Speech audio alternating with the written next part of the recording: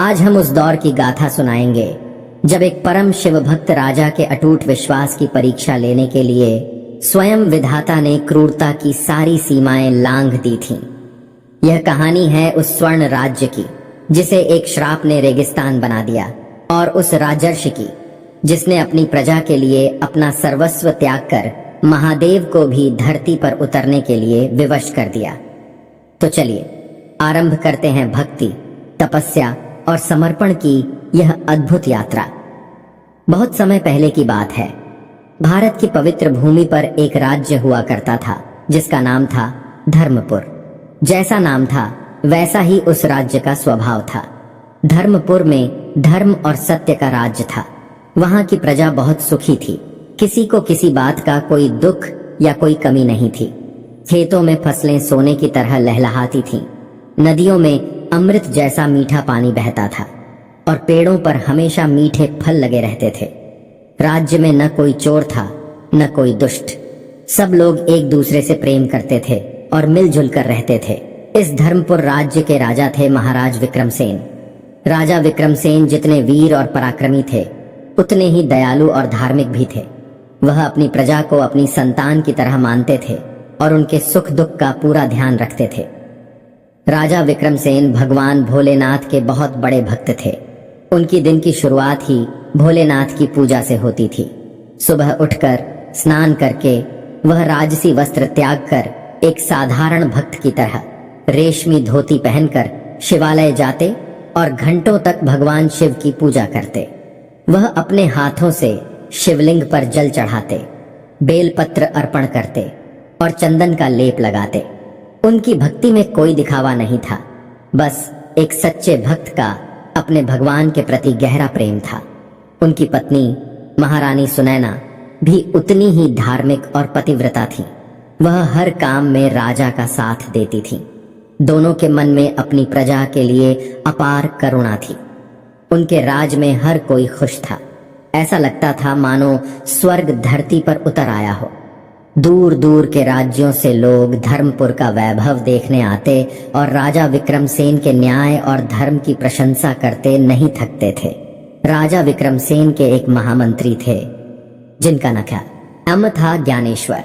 वह बहुत ही बुद्धिमान और दूरदर्शी थे। वह राजा को हमेशा सही सलाह देते और राज्य के कामकाज में उनकी मदद करते थे। राजा विक्रमसेन और महामंत्री ज्ञानेश्वर की जोड़ी ऐसी थी कि राज्य पर कभी कोई संकट आ ही नहीं सकता था। समय अपनी गति से चल रहा था। धर्मपुर में खुशियां ही खुशियां थीं। हर तरफ उत्सव का माहौल रहता था। राजा विक्रमसेन को अपनी भक्ति और अपने कर्म पर पूरा विश्वास था। उन्हें लगता था कि जब तक भोलेनाथ की कृपा उन पर है, उनका और उनकी प्रजा का कोई कुछ नहीं बिगाड़ सकता। वह अक्सर सोचते थे कि उनके जीवन में कोई दुख नहीं है और शायद कभी आएगा भी नहीं। लेकिन विधाता ने तो कुछ और ही सोच रखा था। जीवन की परीक्षा तो सुख में नहीं, दुख में ही होती है। एक दिन की बात है, राजा विक्रमसेन अपने दरबार में बैठे थे। राजकाज के सारे काम खत्म हो चुके थे और वह अपने महामंत्री ज्ञानेश्वर से धर्म और अध्यात्म पर चर्चा कर रहे थे। तभी द्वारपाल ने आकर सूचना दी कि एक तेजस्वी साधु उनसे मिलना चाहते हैं। राजा ने तुरंत साधु को आदर के साथ अंदर लाने का आदेश दिया। जैसे ही साधु ने दरबार में प्रवेश किया, पूरा दरबार उनके तेज से चमक उठा। उनकी आंखों में एक अजीब सी अग्नि थी और उनके चेहरे पर कठोरता के भाव थे। वह कोई और नहीं बल्कि महाक्रोधी ऋषि क्रोधानंद थे। ऋषि क्रोधानंद अपनी तपस्या के लिए जितने प्रसिद्ध थे उतने ही अपने क्रोध के लिए भी जाने जाते थे। अगर उन्हें किसी बात पर क्रोध आ जाता तो वह पल भर में श्राप दे देते थे। राजा विक्रमसेन ने तुरंत अपने सिंहासन से उठकर ऋषि का स्वागत किया, उनके चरण धोए और उन्हें अपने सिंहासन पर बैठने का आग्रह किया। लेकिन ऋषि क्रोधानंद ने उनके सिंहासन की ओर देखा तक नहीं। उनकी आंखें लाल थीं और वे गुस्से में कांप रहे थे। राजा ने हाथ जोड़कर पूछा, हे मुनिवर, मेरे राज्य में आपका स्वागत है। आज्ञा कीजिए, मैं आपकी क्या सेवा कर सकता हूँ? आपने यहाँ तक आने का कष्ट क्यों किया? ऋषि क्रोधानंद गरज कर बोले, राजा, मैं तेरी सेवा लेने नहीं आया हूँ। मैं तो यह देखने आया था कि धर्मपुर का राजा कितना धर्मी है, पर आज मेरी आंखें खुल गईं। तेरे राज्य में अधर्म फैल रहा है और तू यहाँ सिंहासन पर बैठकर सुख भोग रहा है। यह सुनकर राजा विक्रमसेन और पूरा दरबार हैरान रह गया। राजा ने विनम्रता से कहा, मुनिवर, आप यह क्या कह रहे हैं? मेरे राज्य में अधर्म? यह असंभव है। मेरी प्रजा धर्म के मार्ग पर चलती है। मुझसे ऐसी क्या भूल हो गई? कृपया स्पष्ट बताएं। ऋषि ने ऊंची आवाज में कहा, भूल? तू इसे भूल कहता है? यह पाप है, घोर पाप। मैं तेरे राज्य की सीमा पर बने जंगल में तपस्या कर रहा था। वहां तेरे कुछ सैनिक शिकार खेलने आए। उन्होंने मेरे यज्ञ की अग्नि को अपने पैरों से बुझा दिया और मेरे आश्रम के पास ही एक निर्दोष हिरण की हत्या कर दी। जब मैंने उन्हें रोका तो उन्होंने मेरा अपमान किया और मुझ पर हंसे। क्या यही तेरा धर्म है? क्या तेरे राज्य में तपस्वियों और निर्दोष जीवों का यही सम्मान होता है? यह सुनते ही राजा विक्रमसेन के पैरों तले जमीन खिसक गई। उन्होंने तुरंत अपने सेनापति को बुलाकर पूछा कि क्या यह सच है। सेनापति ने डरते डरते स्वीकार किया कि कुछ सैनिक शिकार पर गए थे और शायद उनसे यह गलती हो गई हो। राजा विक्रमसेन ने ऋषि के चरणों में गिरकर क्षमा मांगी। उन्होंने कहा, हे मुनिवर, मैं बहुत शर्मिंदा हूँ। मेरे सैनिकों ने जो अपराध किया है उसका दंड उन्हें अवश्य मिलेगा। मैं आपको वचन देता हूँ कि भविष्य में ऐसी गलती कभी नहीं होगी। आप मुझे और मेरी प्रजा को क्षमा कर दें। लेकिन ऋषि क्रोधानंद का क्रोध शांत नहीं हुआ। वह बोले, क्षमा? राजा, अपराध तेरे सैनिकों ने किया है, पर उसके जिम्मेदार तुम हो। राजा के कर्मों का फल प्रजा को भोगना पड़ता है और प्रजा के कर्मों का फल राजा को। तू अपनी भक्ति के अहंकार में चूर है। तुझे लगता है कि तू शिव की पूजा करता है तो तुझ पर कोई संकट नहीं आ सकता। आज मैं तेरे इसी अहंकार को तोड़ दूंगा। इतना कहकर ऋषि ने अपना कमंडल उठाया और उसमें से जल लेकर धरती पर छिड़का।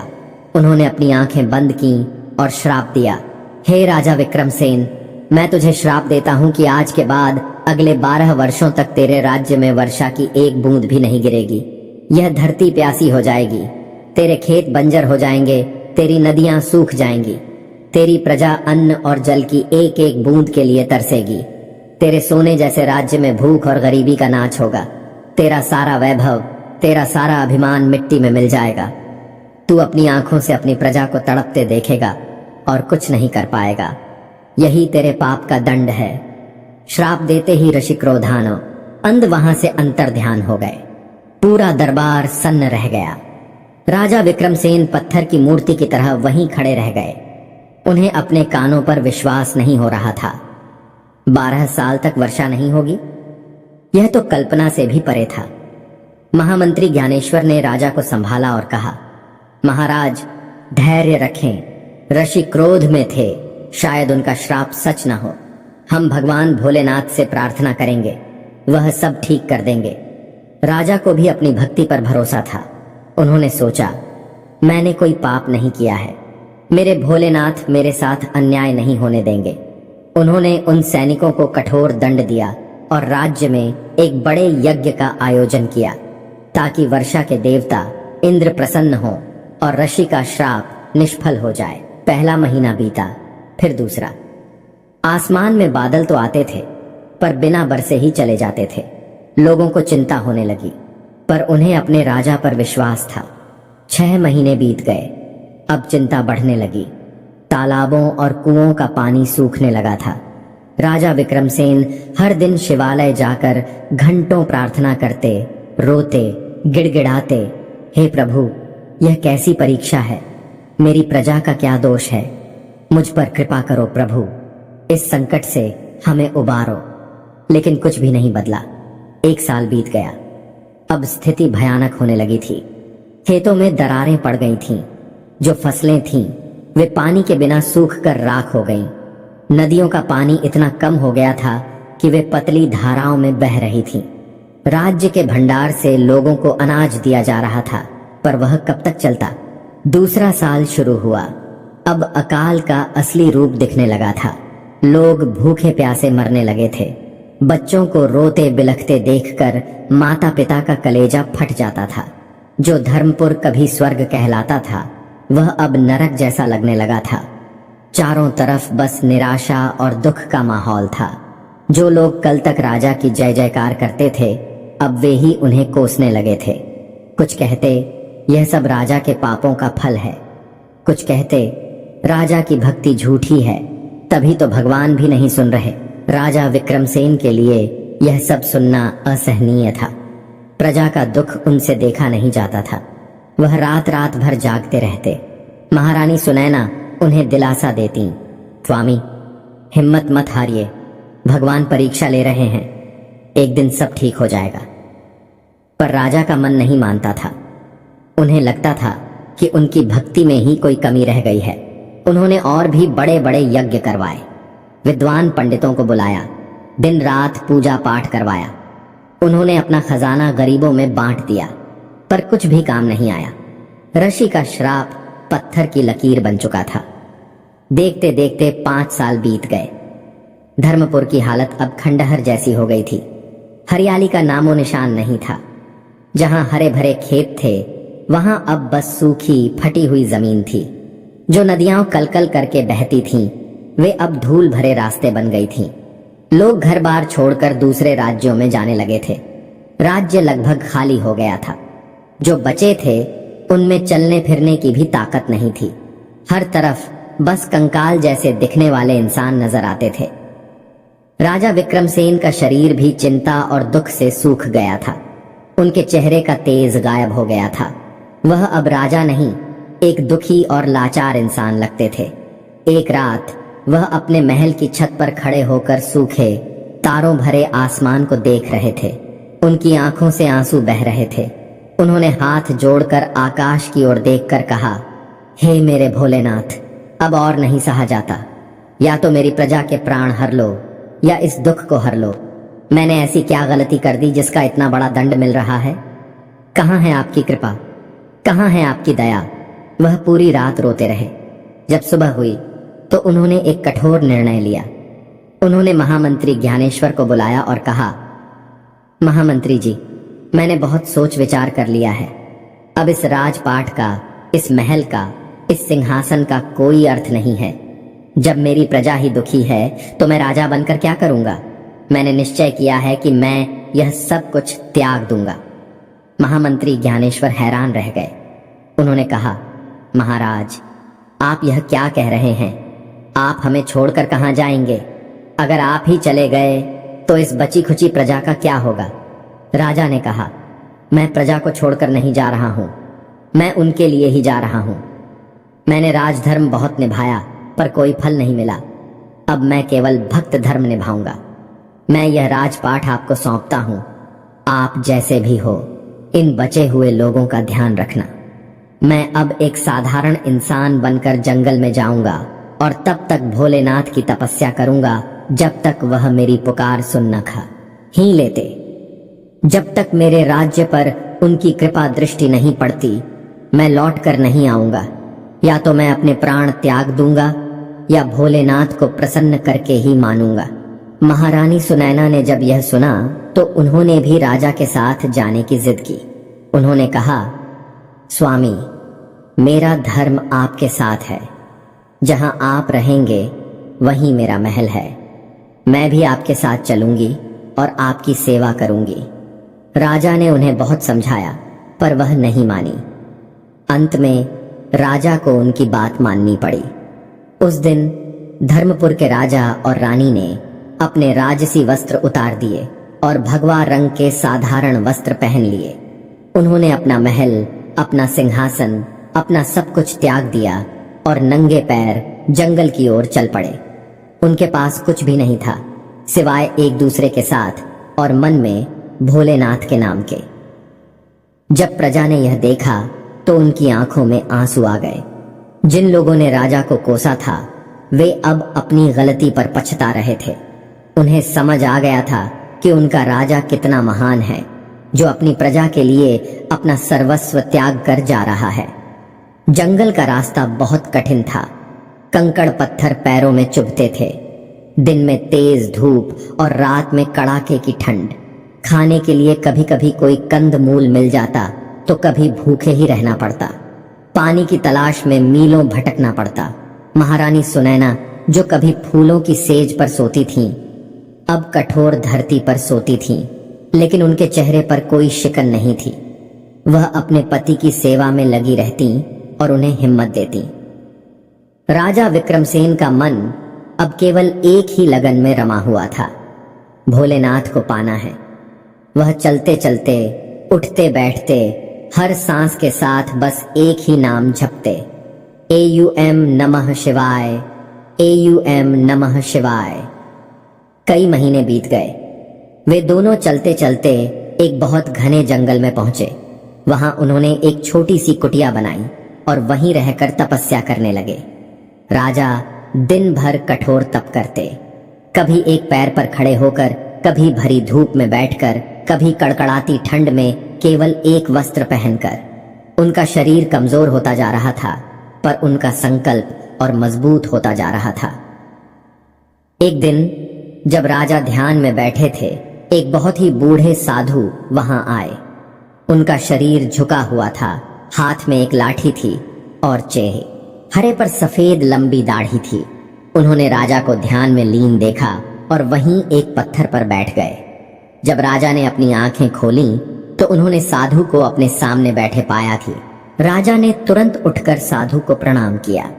साधु ने मुस्कुराकर पूछा, पुत्र, तुम कौन हो और इस घने जंगल में यह कैसी कठोर तपस्या कर रहे हो? तुम्हारा चेहरा देखकर तो लगता है कि तुम कोई साधारण व्यक्ति नहीं हो। तुम्हारे मन में कोई बहुत बड़ा दुख है। राजा की आंखों में आंसू आ गए। उन्होंने अपनी पूरी कहानी उस साधु को सुना दी। कैसे उनका राज्य खुशहाल था, कैसे ऋषि ने श्राप दिया और कैसे वह अपनी प्रजा को बचाने के लिए यहां तपस्या कर रहे हैं। पूरी बात सुनकर साधु धीरे धीरे हंसे। राजा को बड़ा आश्चर्य हुआ। उन्होंने पूछा, महात्मन, आप हंस क्यों रहे हैं? क्या मेरे दुख में आपको हंसी आ रही है? साधु ने कहा, पुत्र, मैं तुम्हारे दुख पर नहीं, तुम्हारी नादानी पर हंस रहा हूं। तुम भोलेनाथ को प्रसन्न करना चाहते हो, पर तुम तो तरीका ही गलत अपना रहे हो। राजा ने हैरानी से पूछा, गलत तरीका? मैं दिन रात उनका नाम जपता हूं, कठोर तपस्या कर रहा हूं, अपने शरीर को कष्ट दे रहा हूं, इसमें क्या गलत है? साधु ने समझाया, पुत्र, भोलेनाथ तो नाम से ही भोले हैं। उन्हें कठोर तपस्या से नहीं, सच्चे प्रेम से पाया जा सकता है। उन्हें शरीर को कष्ट देने वाले नहीं, मन से अहंकार त्यागने वाले भक्त पसंद हैं। तुम यहां तपस्या तो कर रहे हो, पर तुम्हारे मन के अंदर अभी भी यह बात बैठी हुई है कि मैं राजा हूं, यह मेरी प्रजा है, मुझे उन्हें बचाना है। जब तक यह मैं और मेरा तुम्हारे अंदर रहेगा, तब तक तुम्हारी पुकार उन तक नहीं पहुंचेगी। राजा ने पूछा, तो फिर मुझे क्या करना चाहिए मुनिवर? आप ही मार्ग दिखाइए। साधु ने कहा, अपने आप को पूरी तरह से भुला दो। यह भूल जाओ कि तुम राजा थे, यह भूल जाओ कि कोई प्रजा थी। बस यह याद रखो कि तुम एक आत्मा हो और वह परमात्मा है। तुम एक भक्त हो और वह तुम्हारे भगवान है। अपने हर कर्म, हर सांस को उन्हें सौंप दो। जब भूख लगे तो यह सोचो कि तुम उन्हें भोग लगा रहे हो। जब प्यास लगे तो सोचो कि तुम उन्हें जल अर्पण कर रहे हो। जब दर्द हो तो सोचो कि यह भी उन्हीं की दी हुई भेंट है। अपने सुख और दुख दोनों को समान भाव से स्वीकार करो और सब कुछ उन्हें समर्पित कर दो। जिस दिन तुम्हारा मैं पूरी तरह से मिट जाता है, उस दिन भोलेनाथ तुमसे मिलने स्वयं आएंगे। इतना कहकर साधु ने राजा के सिर पर अपना हाथ रखा। राजा को ऐसा लगा जैसे उनके शरीर में एक नई ऊर्जा का संचार हो गया हो। उनके मन का सारा बोझ, सारी चिंता जैसे किसी ने हर ली हो। जब उन्होंने आंखें उठाकर देखा तो वह साधु वहां नहीं थे, वह अदृश्य हो चुके थे। राजा विक्रमसेन समझ गए कि वह कोई साधारण साधु नहीं थे, बल्कि स्वयं भोलेनाथ ने ही उन्हें रास्ता दिखाने के लिए यह रूप धरा था। अब उनकी तपस्या का ढंग बदल गया। उन्होंने अपने शरीर को कष्ट देना बंद कर दिया। अब वह बस एक शांत जगह पर बैठ जाते और अपनी आंखों को बंद करके अपना पूरा ध्यान शिव में लगा देते। वह अपनी पहचान, अपना अतीत, अपना भविष्य सब कुछ भूल गए। उनके लिए अब बस वर्तमान था और उस वर्तमान में केवल शिव थे। महारानी सुनैना उनकी इस अवस्था को देखती और चुपचाप उनकी सेवा करती रहती। उन्हें अपने पति पर पूरा विश्वास था। दिन हफ्तों में, हफ्ते महीनों में और महीने सालों में बदलने लगे। राजा को समय का कोई ज्ञान नहीं रहा। वह बस अपनी भक्ति में डूबे रहते। उनका शरीर मिट्टी और धूल से सन गया था। उनके बालों की जटाएं बन गई थीं और उनके शरीर पर लताएं चढ़ने लगी थीं। ऐसा लगता था जैसे वह कोई इंसान नहीं बल्कि जंगल का ही एक हिस्सा हो, कोई पुराना पेड़ हो। इस तरह तपस्या करते करते पूरे 11 साल बीत गए। श्राप के 12 साल पूरे होने में अब केवल 1 साल बचा था। धर्मपुर में जो थोड़े बहुत लोग बचे थे वे भी अब जीने की उम्मीद खो चुके थे। और फिर एक दिन जब राजा गहरे ध्यान में थे, उनके चारों ओर एक तेज प्रकाश फैलने लगा। पूरा जंगल उस दिव्य रोशनी से जगमगा उठा। पक्षी चहचहाने लगे, सूखे पेड़ों पर नई पत्तियां आने लगीं। राजा ने धीरे धीरे अपनी आंखें खोली। उन्होंने अपने सामने जो देखा उसे देखकर उनकी आंखों से अविरल अश्रुधारा बहने लगी। उनके सामने स्वयं भगवान भोलेनाथ और माता पार्वती खड़े थे। भगवान शिव का रूप कितना सौम्य और दयालु था। उनके चेहरे पर एक मंद मंद मुस्कान थी। उनके मस्तक पर चंद्रमा चमक रहा था और उनकी जटाओं से गंगा की एक पतली धारा बह रही थी। राजा तुरंत उनके चरणों में गिर पड़े। उनके मुंह से कोई शब्द नहीं निकल रहा था, बस आंखों से आंसू बह रहे थे जो भगवान के चरण धो रहे थे। भोलेनाथ ने उन्हें उठाकर अपने गले से लगा लिया। उन्होंने कहा, उठो मेरे भक्त, मैं तुम्हारी भक्ति से प्रसन्न हुआ। तुम्हारी तपस्या सफल हुई। मांगो, तुम्हें क्या वरदान चाहिए? राजा ने हाथ जोड़कर कांपते हुए स्वर में कहा, प्रभु आप मिल गए, मुझे और क्या चाहिए? मेरा जीवन धन्य हो गया। मुझे कोई वरदान नहीं चाहिए, बस अपनी भक्ति का वरदान दीजिए। मुझे बस अपने चरणों में जगह दीजिए।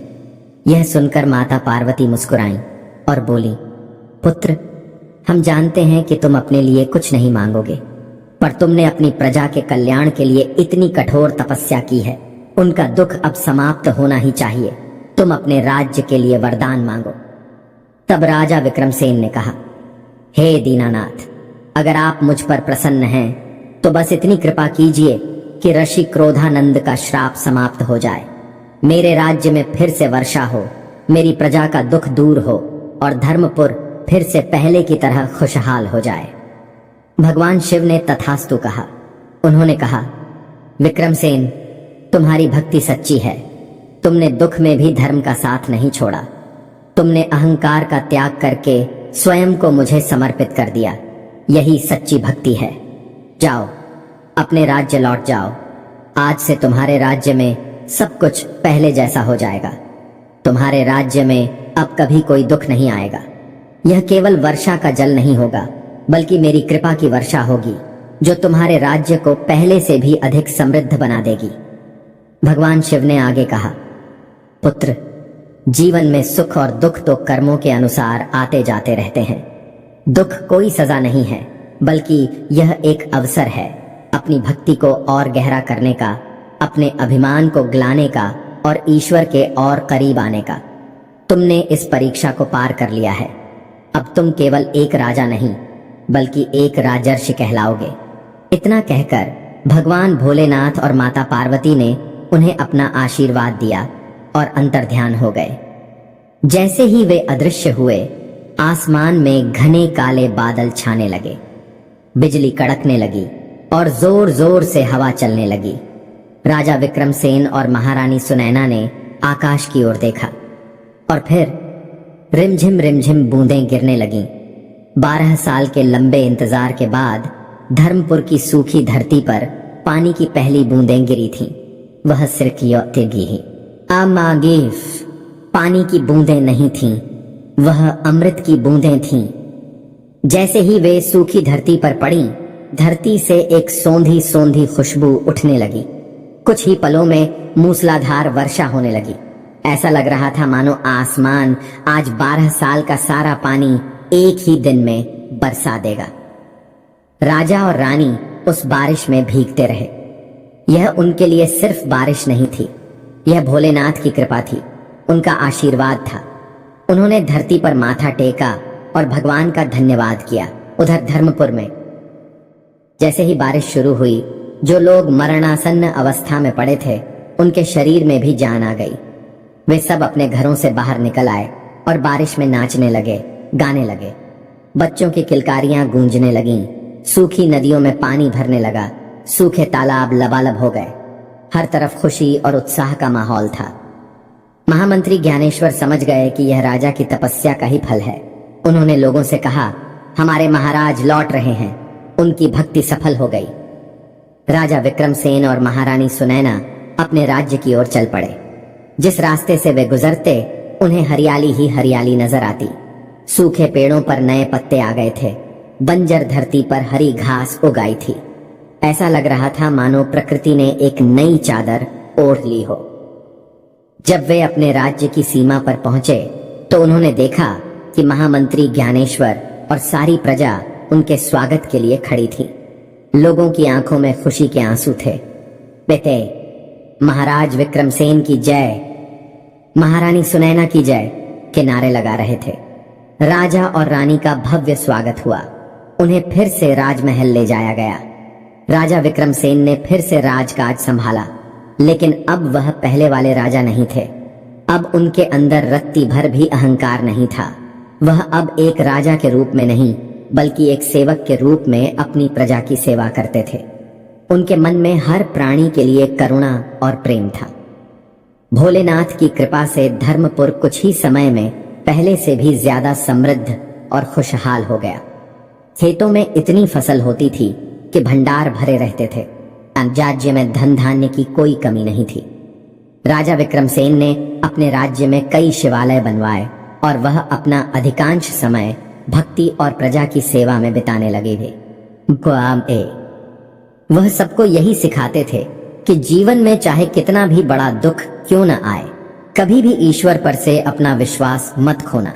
दुख हमें तोड़ने के लिए नहीं, बल्कि हमें और मजबूत बनाने के लिए आते हैं। वह एक परीक्षा की घड़ी होती है जिसमें हमें अपने धर्म और अपनी भक्ति को साबित करना होता है। राजा विक्रमसेन के राज में खुशियां लौट आई थीं, पर यह पहले वाली खुशियां नहीं थीं। पहले की खुशहाली में धन धान्य और वैभव का उत्सव था, पर अब की खुशहाली में संतोष, शांति और भक्ति का आनंद था। 12 वर्षों के अकाल ने सिर्फ धरती को ही नहीं, बल्कि लोगों के मन को भी बदल दिया था। उन्होंने जीवन की सबसे बड़ी सच्चाई को बहुत करीब से देखा था कि इंसान के हाथ में कुछ भी नहीं है, सब कुछ उस परमपिता परमेश्वर की इच्छा से ही होता है। अब धर्मपुर का हर नागरिक भगवान भोलेनाथ का भक्त बन गया था। लोगों के मन से लोभ, ईर्ष्या और द्वेष जैसे भाव समाप्त हो गए थे।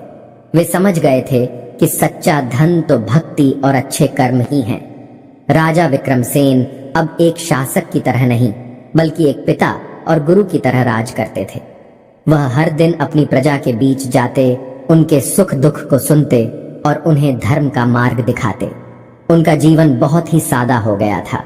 वह महल के ऐशो आराम में बहुत कम रहते और अपना ज्यादातर समय पूजा, ध्यान और सत्संग में बिताते। महारानी सुनैना भी उनके इस मार्ग में उनकी सच्ची सहधर्मिणी थी। वह महल में आने वाली हर स्त्री को प्रेम और सांत्वना देती और उन्हें भक्ति का महत्व समझाती। कई वर्ष शांति से बीत गए। राजा विक्रमसेन की ख्याति एक राजर्षि के रूप में दूर दूर तक फैल गई थी। लोग कहते थे कि उन पर भगवान शिव की साक्षात कृपा है और उनके दर्शन मात्र से ही दुख दूर हो जाते हैं। लेकिन जहां फूल होते हैं वहां कांटे भी होते हैं, जहां रोशनी होती है वहां परछाई भी होती है। राजा विक्रमसेन की यह प्रसिद्धि कुछ लोगों की आंखों में चुभने लगी थी। उन दिनों भारत के उत्तरी भाग में एक बहुत बड़े विद्वान थे जिनका नाम था पंडित अहंकार शिरोमणि। जैसा उनका नाम था वैसा ही उनका स्वभाव था। उन्हें अपने ज्ञान का बहुत अहंकार था। उन्होंने सारे वेद शास्त्र कंठस्थ कर लिए थे और तर्क शास्त्र में उन्हें कोई हरा नहीं सकता था। वह जहां भी जाते वहां के बड़े बड़े विद्वानों को शास्त्रार्थ में पराजित कर देते और उनका अपमान करते। उनके साथ हमेशा उनके शिष्यों की एक बड़ी मंडली चलती थी जो अपने गुरु के ज्ञान का बखान करते नहीं थकते थे। जब पंडित अहंकार शिरोमणि ने राजा विक्रमसेन की कीर्ति सुनी तो उन्हें विश्वास नहीं हुआ। वह हंसकर अपने शिष्यों से बोले, यह सब ढोंग है। एक राजा जो राजकाज में फंसा रहता है वह भला ऋषि कैसे हो सकता है? उसकी भक्ति की कहानियां झूठी हैं। अवश्य ही उसके दरबारियों ने उसकी झूठी प्रशंसा फैला रखी है। मैं धर्मपुर जाऊंगा और उस राजा के ज्ञान की परीक्षा लूंगा। मैं पूरी दुनिया को दिखा दूंगा कि सच्ची शक्ति ज्ञान में है, इस तरह की अंधी भक्ति में नहीं। यह निश्चय करके पंडित अहंकार शिरोमणि अपनी पूरी मंडली के साथ धर्मपुर के लिए चल पड़े। जब वे धर्मपुर पहुंचे तो राज्य की सीमा पर ही उन्हें एक अद्भुत शांति का अनुभव हुआ। उन्होंने देखा कि लोग बहुत सरल और प्रेमपूर्ण स्वभाव के हैं।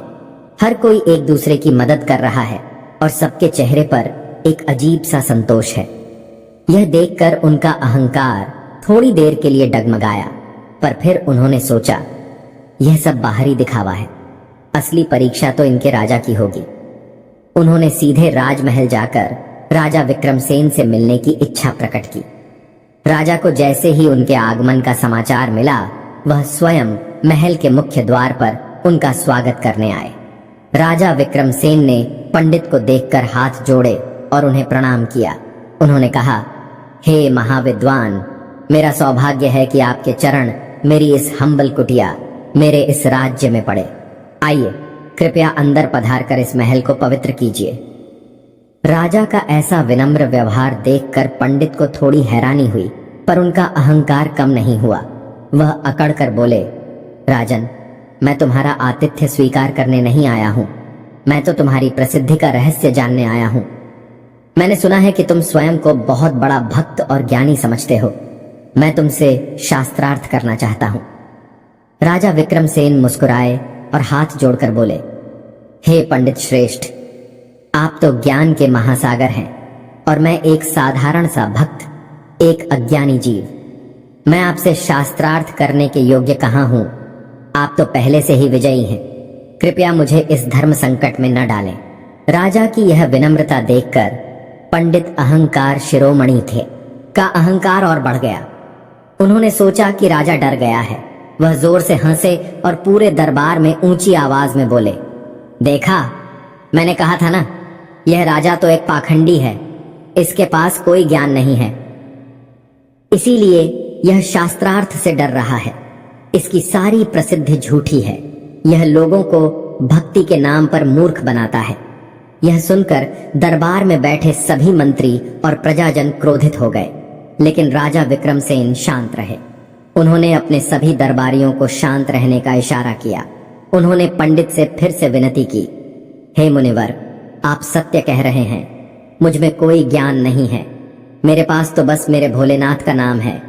आप व्यर्थ ही मुझ जैसे अज्ञानी पर अपना समय नष्ट कर रहे हैं। लेकिन पंडित मानने को तैयार नहीं थे। वह बोले, नहीं, तुम्हें शास्त्रार्थ करना ही होगा। तुम्हें पूरी प्रजा के सामने यह स्वीकार करना होगा कि ज्ञान का मार्ग ही श्रेष्ठ है, भक्ति का नहीं। अगर तुम शास्त्रार्थ नहीं करोगे तो मैं पूरे देश में यह घोषणा कर दूंगा कि धर्मपुर का राजा एक डरपोक और पाखंडी है। अब राजा विक्रमसेन एक दुविधा में पड़ गए। अगर वह शास्त्रार्थ नहीं करते तो उनकी प्रजा का विश्वास डगमगा सकता था। लोग सोच सकते थे कि शायद भक्ति का मार्ग वास्तव में कमजोर है।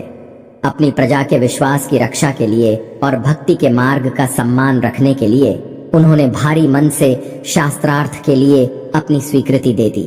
उन्होंने कहा, हे विद्वान, आपकी आज्ञा शिरोधार्य है। जैसा आप चाहें वैसा ही होगा, पर मेरी एक शर्त है। पंडित ने अकड़ कर पूछा, क्या शर्त है?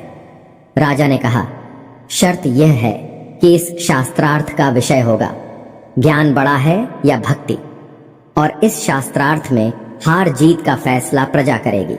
प्रजा को जो मार्ग सत्य लगेगा वही विजयी माना जाएगा। पंडित अहंकार शिरोमणि तुरंत मान गए।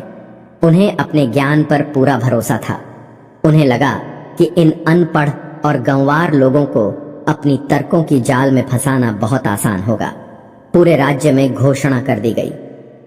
अगले दिन राज्य के सबसे बड़े सभा भवन में शास्त्रार्थ का आयोजन किया गया। दूर दूर से लोग इस अद्भुत शास्त्रार्थ को देखने के लिए आने लगे। सभा भवन खचाखच भर गया था।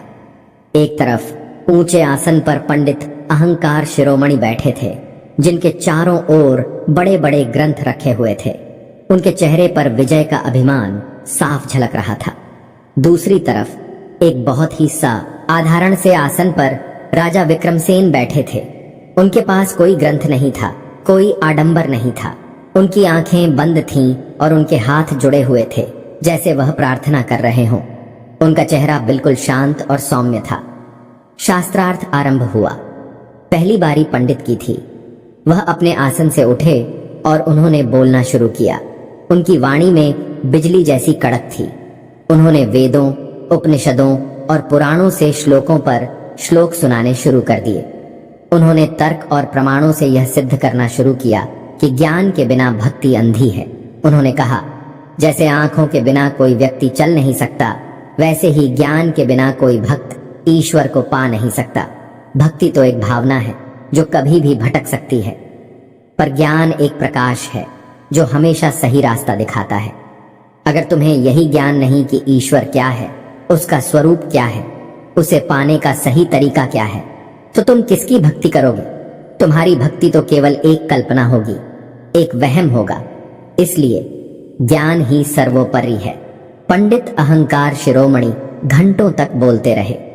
उनके तर्क इतने जटिल और प्रभावशाली थे कि साधारण प्रजा तो क्या, बड़े बड़े विद्वान भी चकित रह गए। लोगों को लगने लगा कि पंडित सही कह रहे हैं। राजा विक्रमसेन चुपचाप आंखें बंद किए सब कुछ सुनते रहे। जब पंडित बोलकर थके तो उन्होंने राजा की ओर देखकर व्यंग्य से कहा, राजन, अब तुम्हारी बारी है। कहो, तुम्हें मेरे तर्कों के जवाब में क्या कहना है, या तुमने अपनी हार स्वीकार कर ली है? राजा विक्रमसेन ने धीरे धीरे अपनी आंखें खोली। उनकी आंखों में अद्भुत शांति और करुणा थी। वह अपने आसन से उठे और प्रजा की ओर देखकर मुस्कुराए। उन्होंने बहुत ही धीमी और मधुर आवाज में कहना शुरू किया, हे मेरे प्रियजनों और हे महाविद्वान पंडित जी, आपने जो कुछ भी कहा वह अक्षरशः सत्य है। ज्ञान के बिना भक्ति अधूरी है। ज्ञान एक दीपक की तरह है जो अंधकार में मार्ग दिखाता है। मैं आपके ज्ञान का आदर करता हूँ। यह सुनकर पंडित और भी खुश हो गए। उन्हें लगा कि राजा ने हार मान ली है। लेकिन राजा ने आगे कहा, परंतु हे पंडित श्रेष्ठ, आपने दीपक की बात तो की, पर दीपक में जलने वाले तेल की बात नहीं ही की। ज्ञान दीपक है तो भक्ति उस दीपक में जलने वाला तेल है। बिना तेल के दीपक कितना भी सुंदर क्यों न हो, वह प्रकाश नहीं दे सकता, वह अंधकार को दूर नहीं कर सकता। उसी तरह भक्ति के बिना ज्ञान केवल सूखा और नीरस है। वह अहंकार को तो बढ़ा सकता है, पर ईश्वर तक नहीं पहुंचा सकता। राजा ने एक छोटी सी कहानी सुनाई।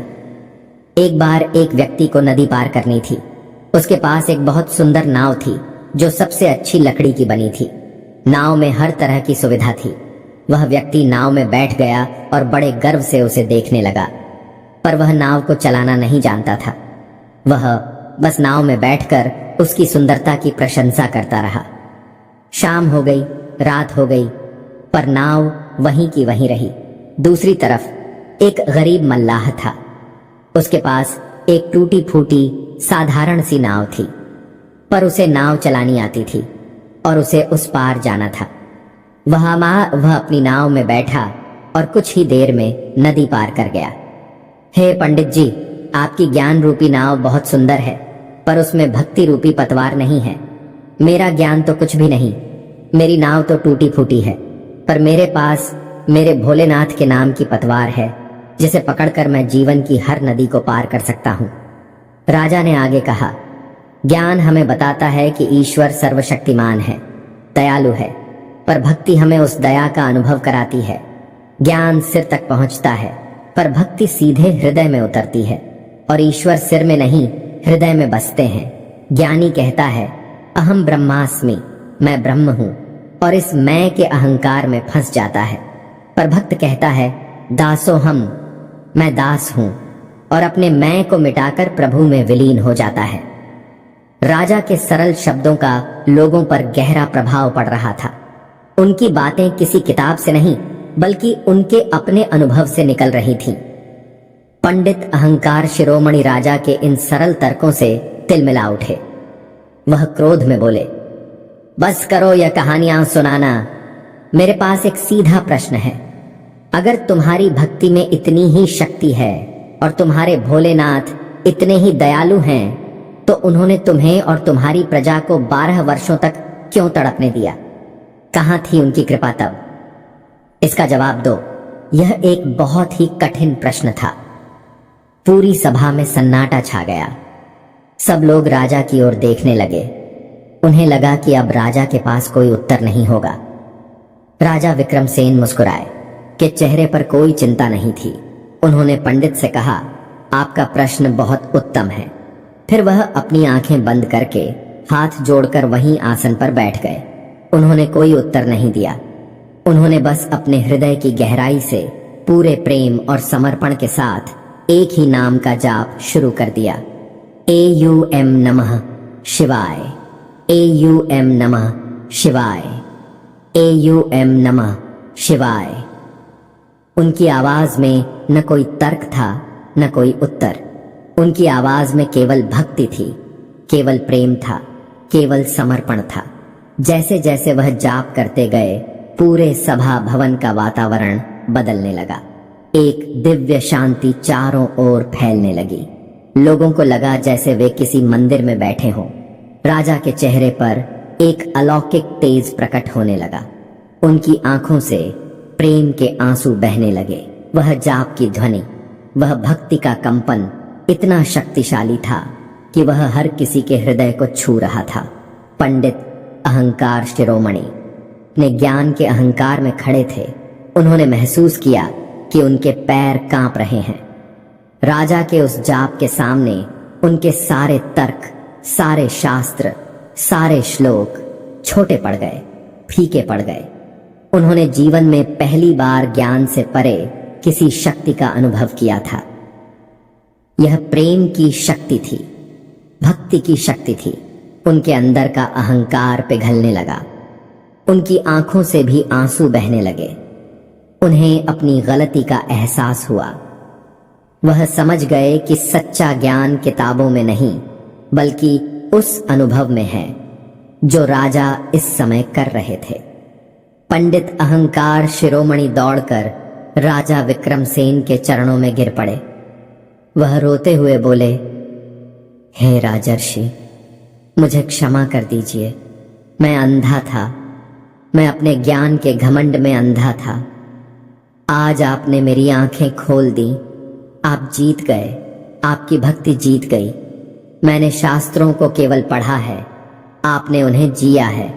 मेरा ज्ञान सूखा था, पर आपकी भक्ति में तो साक्षात ईश्वर का वास है।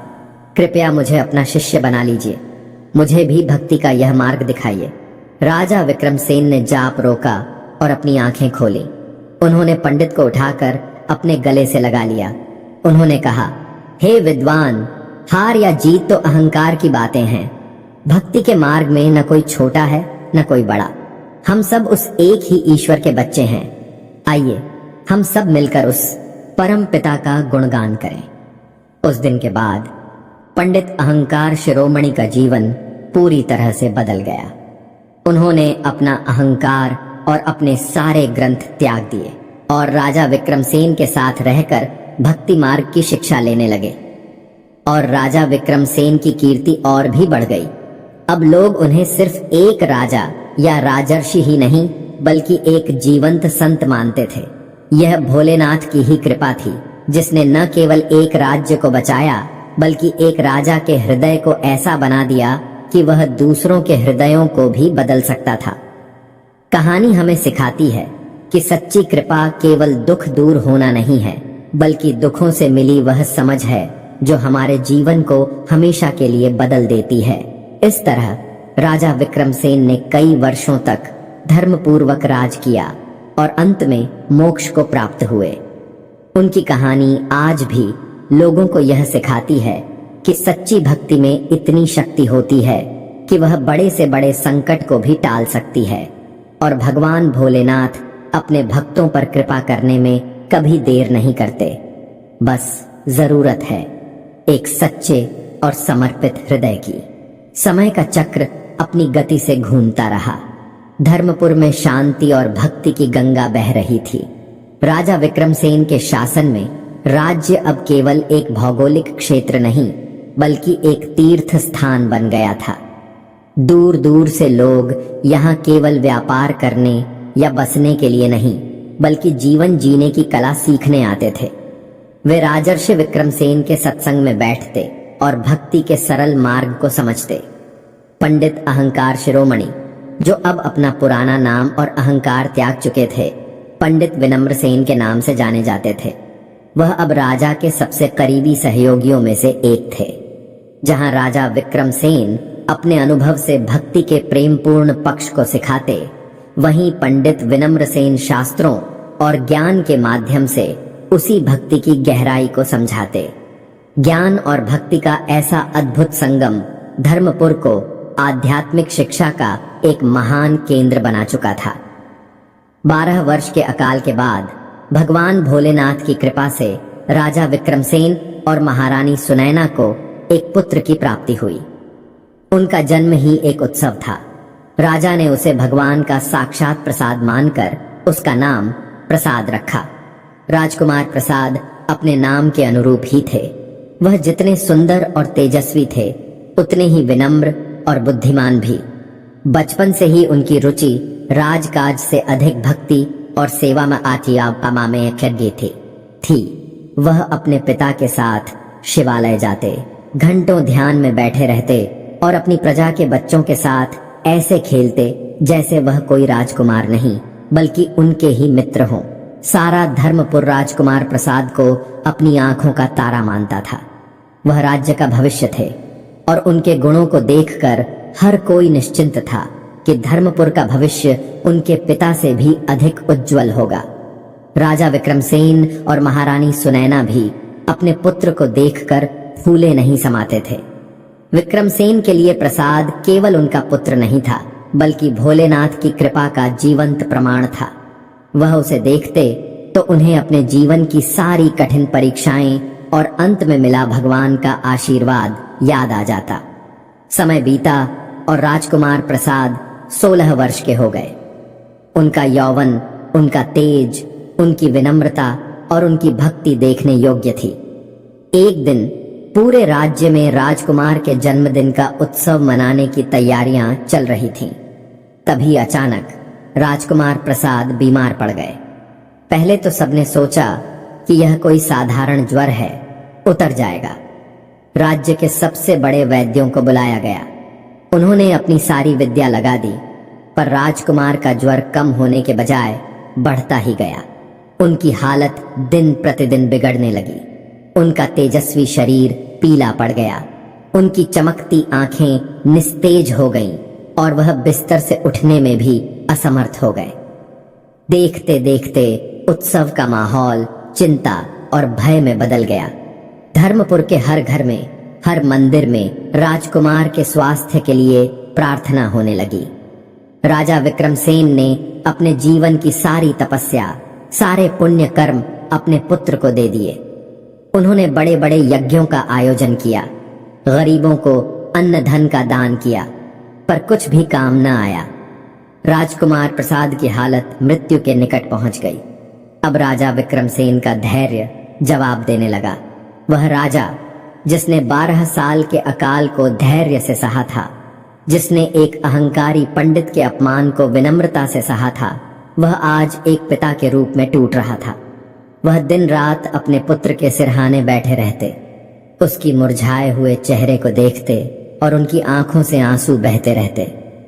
वह रात में अकेले शिवालय जाते और भोलेनाथ की मूर्ति के सामने रोते, हे प्रभु, यह कैसी लीला है आपकी, यह कैसी परीक्षा है। मैंने तो अपना सर्वस्व आपको सौंप दिया था, फिर मेरे एकमात्र सहारे की मेरी आंखों के तारे के साथ ऐसा क्यों हो रहा है?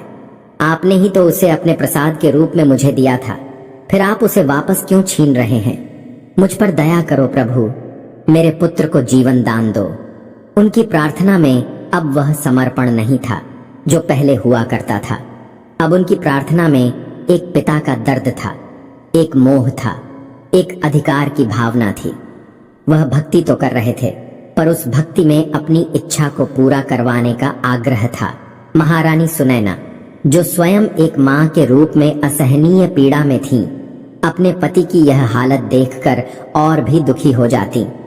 एक रात जब राजा इसी तरह विलाप कर रहे थे तो महारानी ने उनके हाथ पकड़कर कहा, स्वामी, स्वयं को संभालिए। आप तो राजर्षि हैं, आप ही हमें सिखाते हैं कि हर परिस्थिति में ईश्वर की इच्छा को स्वीकार करना चाहिए। राजा ने दर्द भरे स्वर में कहा, सुनैना, कहना आसान है, पर अपने कलेजे के टुकड़े को अपनी आंखों के सामने मरते हुए देखना, यह पीड़ा असहनीय है। मैं इस इच्छा को कैसे स्वीकार करूं? महारानी ने अपनी आंखों के आंसू पोंछकर कहा, स्वामी, याद कीजिए, हमने इसका नाम प्रसाद क्यों रखा था? क्योंकि यह भगवान का दिया हुआ प्रसाद है। मंदिर में जब पुजारी हमें प्रसाद देता है तो हम उसे श्रद्धा से ग्रहण करते हैं, हम उस पर अपना अधिकार नहीं जताते। वह प्रसाद कितना है, कैसा है, यह पुजारी की इच्छा पर निर्भर करता है। उसी तरह यह पुत्र भी भोलेनाथ का दिया प्रसाद है। उन्होंने हमें 16 वर्षों तक इस प्रसाद का आनंद लेने का सौभाग्य दिया। अब यदि वह अपने प्रसाद को वापस लेना चाहते हैं तो क्या हमें रोना चिल्लाना चाहिए या हाथ जोड़कर उनकी इच्छा को स्वीकार करना चाहिए? हमारा धर्म प्रश्न करना नहीं, बल्कि हर हाल में उनका धन्यवाद करना है, भले ही उनका निर्णय हमारे मन को कितना भी कष्ट क्यों न दे। महारानी सुनैना के शब्दों ने राजा के हृदय पर गहरा आघात किया। उन्हें अपनी भूल का एहसास हुआ। उसी समय पंडित विनम्र सेन भी वहां आ गए। उन्होंने राजा की मनोदशा को भांप लिया था। उन्होंने हाथ जोड़कर कहा, महाराज, क्षमा कीजिएगा, आपने प्रकृति की सबसे बड़ी परीक्षा, अभिमान की परीक्षा को पार कर लिया है। अब आप अंतिम और सबसे कठिन परीक्षा से गुजर रहे हैं। यह मोह की परीक्षा है। संसार में हर योगी, हर तपस्वी इसी मोह के जाल में आकर फंस जाता है। सच्चा समर्पण यह नहीं है कि हम भगवान से अपनी इच्छा पूरी करवाएं। सच्चा समर्पण तो यह है कि हम अपनी इच्छा को ही भगवान की इच्छा में विलीन कर दें। आप राजकुमार के जीवन के लिए प्रार्थना मत कीजिए। आप तो बस इस बात के लिए प्रार्थना कीजिए कि हे प्रभु, आपकी जो भी इच्छा है उसे सहने की मुझे शक्ति दो। अपनी पत्नी और अपने मित्र के इन ज्ञान भरे वचनों ने राजा विक्रमसेन की अंतरात्मा को झकझोर दिया। उन्हें याद आया कि साधु के वेश में भोलेनाथ ने उन्हें क्या सिखाया था। अपने मैं और मेरे को पूरी तरह मिटा दो। वह समझ गए कि पुत्र के मोह में पड़कर वह फिर से मेरा पुत्र के जाल में फंस गए थे। राजा विक्रमसेन उठे। उनके मन का सारा द्वंद्व, सारा विलाप शांत हो चुका था। उनके चेहरे पर फिर से वही शांति और समर्पण का भाव लौट आया था। वह सीधे शिवालय गए। आज उनकी प्रार्थना अलग थी। आज उनकी आंखों में आंसू तो थे, पर वे दुख या शिकायत के नहीं, बल्कि समर्पण के थे। उन्होंने शिवलिंग के सामने माथा टेका और कहा, हे मेरे स्वामी, मैं अज्ञानी हूं, मोह में फंस गया था, मुझे क्षमा कर दीजिए। यह पुत्र आपका था, आपका है और आपका ही रहेगा। आपने इसे मुझे सौंपा, इसके लिए मैं जन्म जन्मांतर तक आपका आभारी रहूंगा। अब आप इसे अपने पास वापस बुलाना चाहते हैं तो यह भी आपका ही निर्णय है। आपकी इच्छा ही सर्वोपरि है। मुझे बस इतनी शक्ति देना कि मेरा विश्वास कभी न डगमगाए। मैं अपने पुत्र को, अपनी सारी ममता को, अपने सारे मोह को आपके इन श्री चरणों में समर्पित करता हूं। आपकी जो इच्छा हो वही पूर्ण हो। AUM नमः शिवाय। जिस क्षण राजा विक्रमसेन ने सच्चे हृदय से यह पूर्ण समर्पण किया, उसी क्षण एक चमत्कार हुआ। मंदिर का वातावरण एक दिव्य प्रकाश से भर गया और घंटियां अपने आप बजने लगीं। उसी समय राजमहल के द्वार पर एक जटाधारी, शरीर पर भस्म लगाए हुए एक साधु प्रकट हुए। उन्होंने द्वारपालों से कहा कि वह राजकुमार को देखना चाहते हैं। उनकी तेजस्वी आंखों को देखकर द्वारपाल उन्हें रोक न सके। वह साधु सीधे राजकुमार के कक्ष में पहुंचे। कमरे में महारानी और पंडित विनम्रसेन बैठे थे। उन्होंने उस तेजस्वी साधु को देखा तो हाथ जोड़कर खड़े हो गए। साधु ने किसी से कुछ नहीं कहा। वह सीधे राजकुमार के बिस्तर के पास गए, जो लगभग अचेत अवस्था में पड़े थे। साधु ने अपनी झोली से एक चुटकी भस्म निकाली। वह कोई साधारण भस्म नहीं थी, वह महाकाल के श्मशान की पवित्र विभूति थी। साधु ने एवं त्र्यंबकम यजामहे मंत्र का उच्चारण करते हुए वह भस्म राजकुमार प्रसाद के मस्तक पर लगा दी, और जैसे ही भस्म राजकुमार के माथे से लगी, एक और चमत्कार हुआ। राजकुमार ने धीरे धीरे अपनी आंखें खोलीं। उनके चेहरे पर जो पीलापन था वह गायब होने लगा। उनके शरीर में एक नई चेतना का संचार होने लगा। कुछ ही पलों में राजकुमार प्रसाद उठकर बैठ गए, जैसे वह कभी बीमार थे ही नहीं। महारानी और पंडित विनम्रसेन यह देखकर अवाक रह गए। उनकी आंखों से खुशी के आंसू बहने लगे। जब तक वे कुछ समझ पाते और उस साधु के चरण पकड़ते, वह साधु तेजी से कमरे से बाहर निकलकर अदृश्य हो चुके थे। तभी राजा विक्रमसेन मंदिर से लौटे। उन्होंने जब अपने पुत्र को हंसता बोलता और स्वस्थ देखा तो वह समझ गए कि यह सब उनके भोलेनाथ की ही लीला है। उन्होंने अपने पुत्र को गले से लगा लिया और उनकी आंखें बस अपने प्रभु को धन्यवाद दे रही थीं। उस दिन धर्मपुर को एक और बड़ी सीख मिली। भोलेनाथ की कृपा केवल संकट को हरने में नहीं है, बल्कि संकट के माध्यम से हमारे मोह को हरने में है। सच्चा भक्त वह नहीं जो भगवान से कुछ मांगे। सच्चा भक्त तो वह है जो अपना सब कुछ भगवान को सौंप दे, क्योंकि जब भक्त अपना सब कुछ सौंप देता है तो उसकी चिंता स्वयं भगवान करते हैं। राजा विक्रमसेन ने मोह की सबसे कठिन परीक्षा को पार कर लिया था और अब वह वास्तव में एक जीवन मुक्त आत्मा बन चुके थे, जो संसार में रहते हुए भी संसार से परे थे। जीवन एक बहती हुई नदी की तरह है जो कभी रुकती नहीं। धर्मपुर में भी समय की नदी बहती रही। राजकुमार प्रसाद के चमत्कारिक रूप से स्वस्थ होने की घटना ने लोगों की भक्ति को और भी दृढ़ कर दिया था। अब उन्हें इस बात पर कोई संदेह नहीं था कि उनके राजा केवल एक शासक नहीं, बल्कि ईश्वर के प्यारे भक्त हैं, जिनकी प्रार्थना स्वयं महादेव सुनते हैं। राजा विक्रमसेन अब राजकाज के कार्यों से धीरे धीरे स्वयं को अलग करने लगे थे। उनका अधिकांश समय अब गहरे ध्यान, मौन और आत्मचिंतन में बीतता था। उन्होंने राज्य की लगभग सभी जिम्मेदारियां राजकुमार प्रसाद को सौंप दी थीं, जो अब एक परिपक्व और बुद्धिमान युवक बन चुके थे। राजकुमार प्रसाद ने अपने पिता से न केवल शासन चलाना सीखा था, बल्कि धर्म और भक्ति का मर्म भी सीखा था। पंडित विनम्रसेन एक कुशल गुरु की तरह हमेशा उनके साथ रहते और उन्हें नीति शास्त्र और धर्म शास्त्र का ज्ञान देते। कई वर्ष और बीत गए। राजा विक्रमसेन और महारानी सुनैना अब वृद्ध हो चले थे। उनके चेहरे पर उम्र की लकीरें तो थीं, पर उनकी आंखों में एक दिव्य शांति और संतोष का तेज था, जो किसी युवा में भी दुर्लभ था। एक दिन प्रातः काल की पूजा के बाद राजा विक्रमसेन ने महारानी सुनैना से कहा, देवी, मुझे लगता है कि अब हमारे जीवन के सभी कर्तव्य पूर्ण हो चुके हैं। हमने एक प्रजा के रूप में अपनी संतान का पालन किया, पुत्र का मोह भी प्रभु की कृपा से जीत लिया और उसे इतना योग्य बना दिया कि वह धर्मपुर का भार संभाल सके।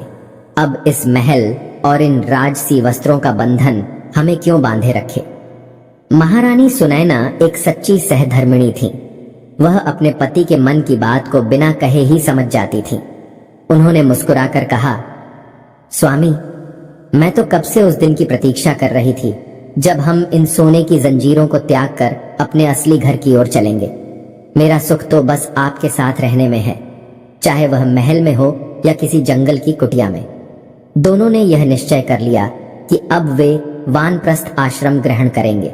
वे राजपाट अपने पुत्र प्रसाद को सौंपकर अपना शेष जीवन हिमालय की किसी शांत गोद में केवल भगवत भजन में बिताएंगे। जब यह समाचार महामंत्री और पंडित विनम्रसेन को मिला तो उनकी आंखें भर आईं। वह जानते थे कि यह दिन अवश्य आएगा, पर अपने प्रिय राजा से बिछड़ने का विचार ही उनके लिए कष्टदायी था। राजकुमार प्रसाद ने अपने माता पिता के चरण पकड़ लिए और कहा, पिताजी, माताजी, आप दोनों के बिना मैं यह राज्य कैसे चलाऊंगा? मुझे छोड़कर मत जाइए। राजा विक्रमसेन ने अपने पुत्र को उठाकर गले से लगा लिया और कहा, पुत्र, मोह मत करो। यह शरीर, यह पद, यह राज्य सब कुछ नश्वर है। हम तुम्हें छोड़कर नहीं जा रहे, बल्कि हम तो अपने असली पिता महादेव के पास जा रहे हैं। याद रखना, तुम इस सिंहासन पर है राजा बनकर नहीं, बल्कि प्रजा के सेवक बनकर बैठ रहे हो। यह मुकुट सम्मान के लिए नहीं, बल्कि जिम्मेदारी के लिए है।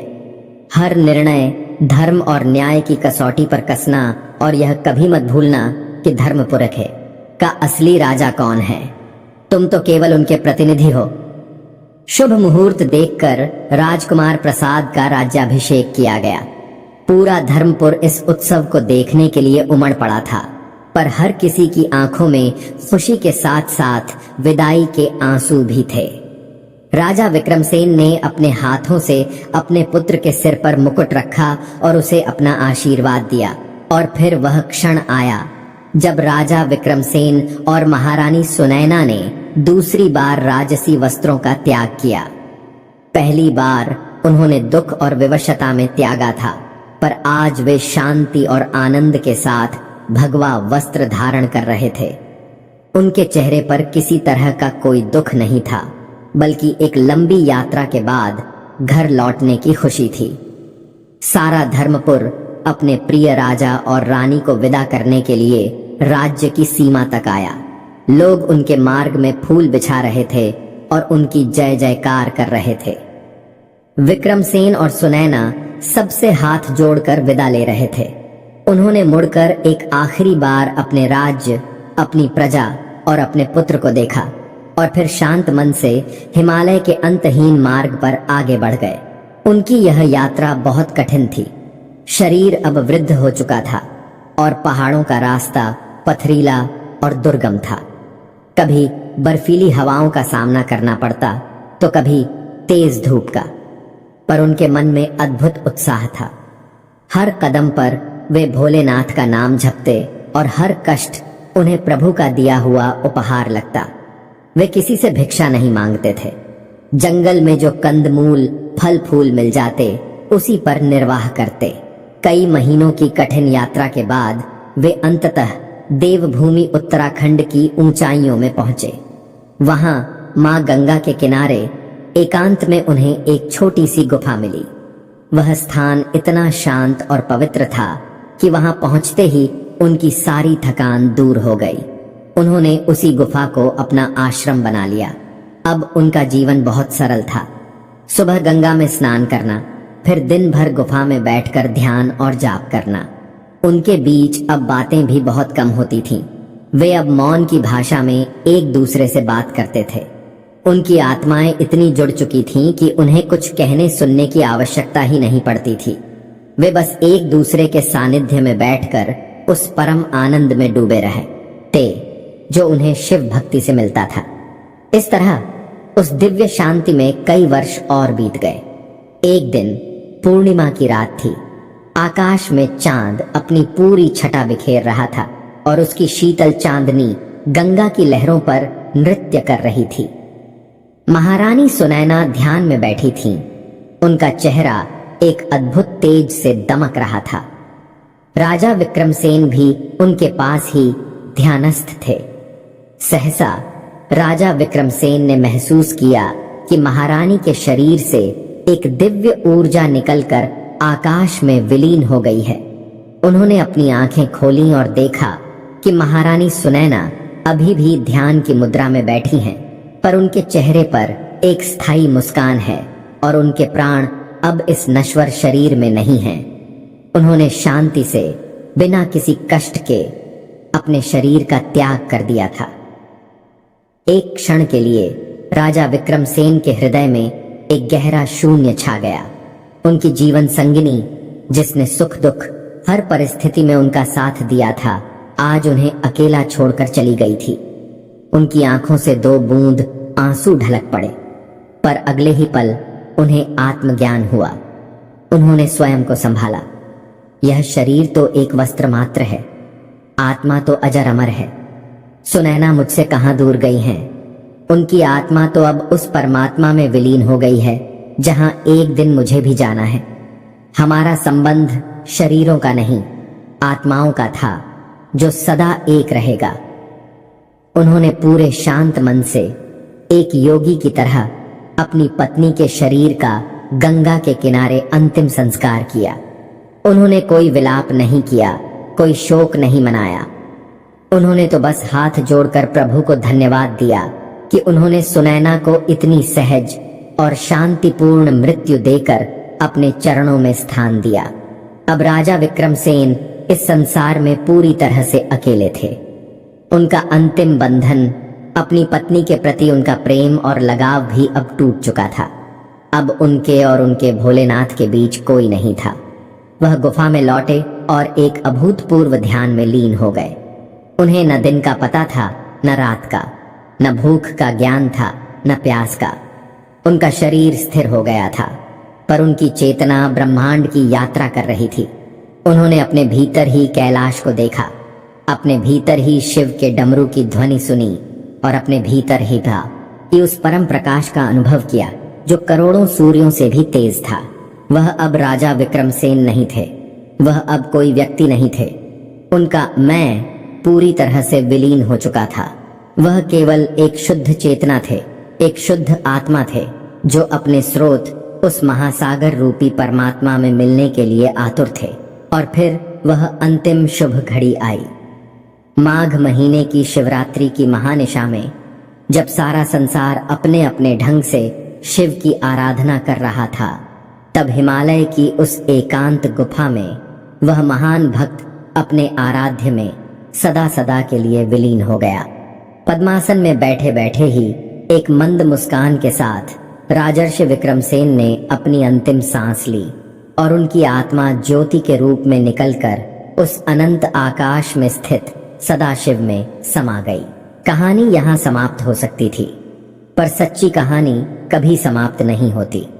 धर्मपुर में राजा प्रसाद ने अपने पिता के दिखाए मार्ग पर चलते हुए सदियों तक धर्मपूर्वक शासन किया। उनके राज्य में हमेशा सुख और शांति बनी रही और हिमालय की वह गुफा जहां विक्रमसेन और सुनैना ने तपस्या की थी, वह एक सिद्ध पीठ बन गई। आज भी सच्चे योगी और भक्त उस स्थान की दिव्य ऊर्जा को महसूस करने के लिए वहां जाते हैं। यह कहानी हमें यही सिखाती है कि जीवन एक यात्रा है, जिसका हर पड़ाव, चाहे वह सुख का हो या दुख का, हमें ईश्वर के और निकट ले जाने के लिए ही बना है। भोलेनाथ की सबसे बड़ी कृपा सांसारिक वस्तुओं को देना नहीं है, बल्कि हमारे भीतर के अहंकार, मोह और भय को हरकर हमें स्वयं में विलीन कर लेना है और हमें मोक्ष का परम आनंद प्रदान करना है। यही जीवन का अंतिम सत्य है।